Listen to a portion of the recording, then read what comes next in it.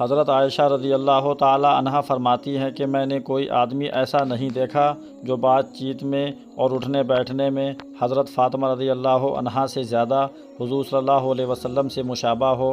حضور صلی اللہ علیہ وسلم جب حضرت فاطمہ رضی اللہ عنہا کو آتا دیکھتے تو ان کو مرحبا کہتے اور پھر کھڑا ہو کر ان کا بوسہ لیتے، پھر ان کا ہاتھ پکڑ کر انہیں اپنی جگہ بٹھاتے، اور جب حضور صلی اللہ علیہ وسلم ان کے یہاں تشریف لے جاتے تو وہ مرحبا کہتی، پھر کھڑے ہو کر حضور صلی اللہ علیہ وسلم کا بوسہ لیتی۔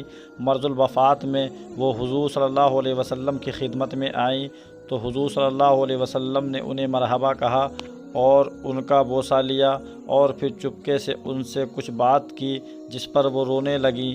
حضور صلی اللہ علیہ وسلم نے دوبارہ ان سے چپکے سے کچھ بات کی جس پر وہ ہنسنے لگ گئیں۔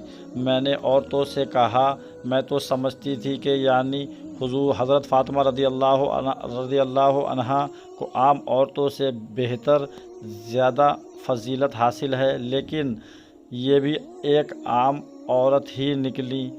پہلے روئی تھیں، پھر ایک دم ہنسنے لگ گئیں۔ پھر میں نے حضرت فاطمہ رضی اللہ عنہا سے پوچھا کہ حضور صلی اللہ علیہ وسلم نے تم سے کیا کہا تھا؟ انہوں نے کہا، یہ راز کی بات ہے، اگر میں آپ کو بتا دوں تو پھر تو میں راز فاش کرنے والوں میں ہو جاؤں گی۔